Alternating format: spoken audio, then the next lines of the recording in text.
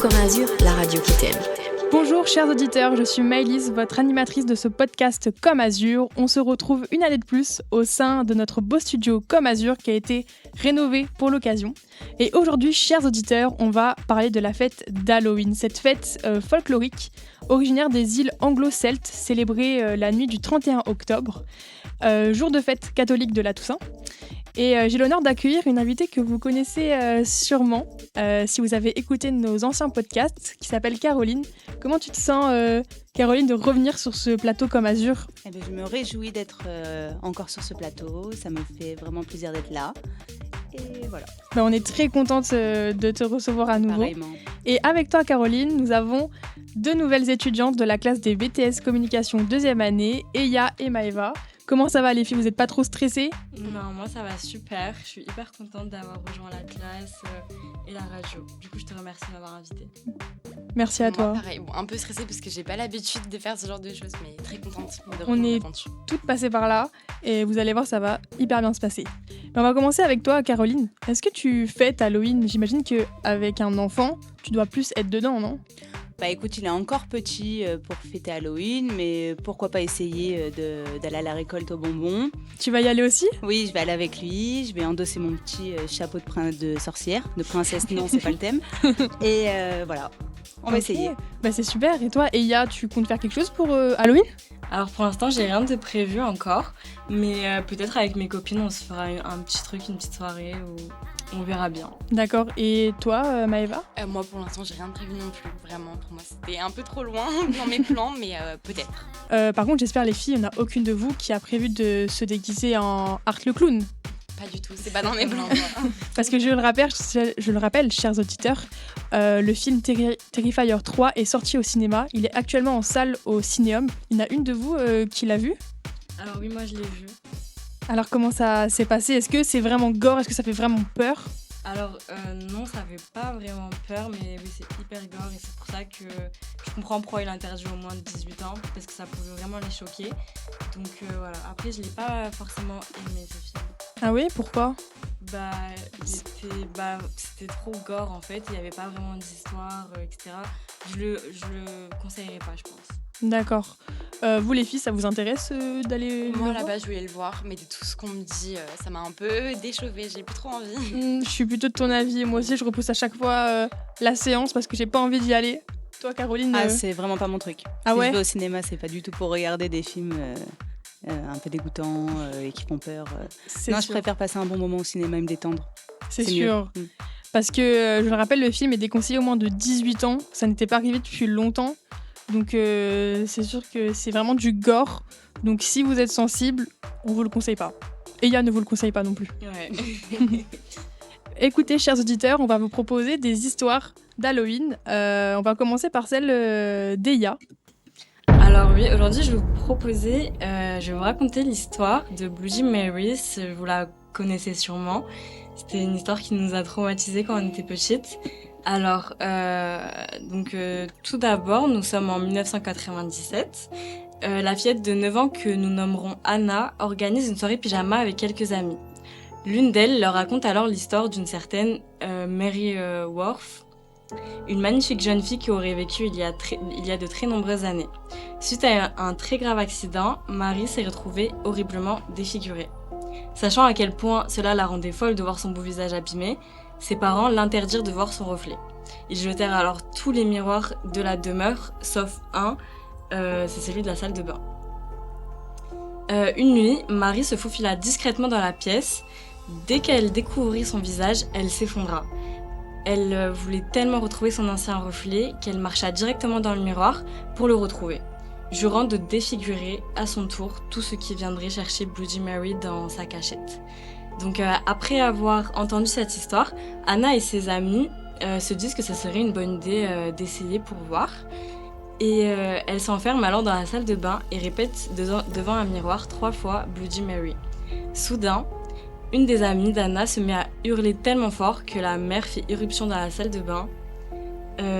Elle allume la lumière et découvre une scène horrible. Toutes les filles sont assises par terre, paniquées. Une seule reste debout, agrippée au lavabo, figée par la terreur. Le long de sa joue courent de profondes entailles. de longues traces d'ongles laissées par le fantôme de Mary Worth. Donc tu as cela, Anna n'a jamais oublié cette soirée qui a été très traumatisante pour elle. Oh, mais ça fait vraiment peur, je connaissais pas cette histoire. Vous la connaissez, vous? Pas du tout. Ah non, je connaissais pas. Mais c'est une histoire vraie? Alors, il n'y a rien qui prouve que c'est vrai, mais en tout cas, c'est une histoire très connue, parce que c'est une légende aux États-Unis. Bon, ne faites pas ça devant votre miroir. Ah bah c'est sûr, c'est sûr. On passe à ton histoire, Maëva? Oui. Alors pour ma part, je vais vous raconter l'histoire de la citrouille d'Halloween. Parce que voilà, vous sculptez très probablement désolée, des citrouilles chaque année à Halloween. Mais est-ce que vous connaissez vraiment l'histoire de ce fruit? Parce que oui, c'est un fruit. Et pourquoi il est si important pour cette occasion? Eh bien, c'est de cela dont je vais vous parler aujourd'hui. La citrouille, ce fruit aussi banal qu'il puisse paraître, cache une histoire fascinante. Une histoire qui remonte à des milliers d'années et qui traverse les océans. Donc tout commence en Amérique du Nord, où les citrouilles étaient cultivées depuis des millénaires par les peuples amérindiens. Elles étaient utilisées pour leur chair, leurs graines, et également en guise de récipient. Puis avec l'arrivée des explorateurs européens, la citrouille a traversé l'Atlantique. C'est ainsi qu'elle a été introduite en Europe au XVIe siècle. Au début, elle était surtout cultivée pour ses graines et pour alimenter le bétail. Mais c'est en Irlande que la citrouille allait connaître un destin bien particulier. En Irlande, on célèbre la fête de Samhain. C'est une fête païenne qui marque la fin de la récolte et le début de l'hiver.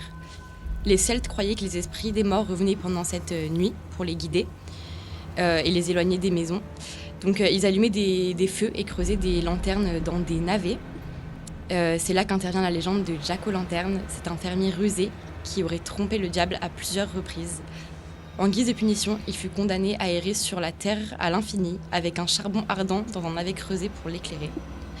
Lorsque les Irlandais ont émigré aux États-Unis au XIXe siècle, ils ont apporté avec eux leur tradition, dont celle de sculpter des lanternes pour Halloween. Mais les navets étant difficiles à trouver en Amérique, ils ont rapidement remplacé par des citrouilles plus grosses et plus faciles à sculpter. Donc c'est ainsi que la citrouille est devenue le symbole incontournable d'Halloween que vous connaissez aujourd'hui. Donc voilà, vous savez tout sur l'histoire de la citrouille d'Halloween. C'est un fruit qui a traversé les siècles et les océans. Donc voilà, pour devenir un symbole universel de cette fête. Alors la prochaine fois que vous sculpterez votre citrouille, pensez à tous les chemins qu'elle a parcourus pour arriver jusqu'à vous et essayez de la chérir. C'est super intéressant, merci Maëva. De rien. On apprend vraiment tous les jours. Oui, et c'est pourquoi il n'y a pas d'Halloween sans citrouille. Exactement. D'ailleurs, il y a 300 000 citrouilles qui sont vendues en France en 2023 pour Halloween, principalement pour être sculptées en lanterne décorative comme ta fameuse légende. Et si je vous dis par exemple 320 millions d'euros, qu'est-ce que... Le nombre de citrouilles vendues pour Halloween? Eh non, pas du tout. 320 millions d'euros, c'est ce qui est investi à peu près en France pour l'occasion. Donc ça inclut les dépenses pour les costumes, pour les décorations, pour les bonbons, pour les fêtes et les événements en fait, liés à la période. Ah oui, ça fait beaucoup quand même. Ouais, ça fait beaucoup, hein. Ouais. C'est pas mal. La fête, elle est en train de prendre beaucoup d'ampleur en France. Et d'ailleurs, en 2023, on se rend compte aussi que la plupart des déguisements, c'est surtout des déguisements de la culture pop comme Spider-Man, Barbie, Mercredi Addams aussi qui a pris de l'ampleur ces derniers temps. Et bien sûr, après les classiques, donc les sorcières, parce qu'il y a quand même 5,3 millions d'adultes qui se déguisent encore en sorciers et sorcières. Comme toi. Ouais, comme moi avec le petit chapeau. Après, pour finir sur les petites infos d'Halloween, il y a 16 000 tonnes de bonbons vendus en France chaque année durant cette période, notamment donc, les marques Haribo et Lutti qui sont en tête de podium. Et voilà, c'était le petit moment info. La minute info de Caroline. Merci info. beaucoup Voilà. Caroline. Merci. Et chers auditeurs, merci de nous avoir écoutés. C'est là que s'achève ce plateau de radio. On espère vous retrouver jeudi 24 octobre à 21h au Lapsus pour la soirée d'Halloween et la passation du BDE. Si cette radio vous a plu, on vous retrouve le 29 novembre en compagnie de Célia, la nouvelle animatrice radio, qui se fera le plaisir de vous animer la radio. Bye bye. Au revoir, merci.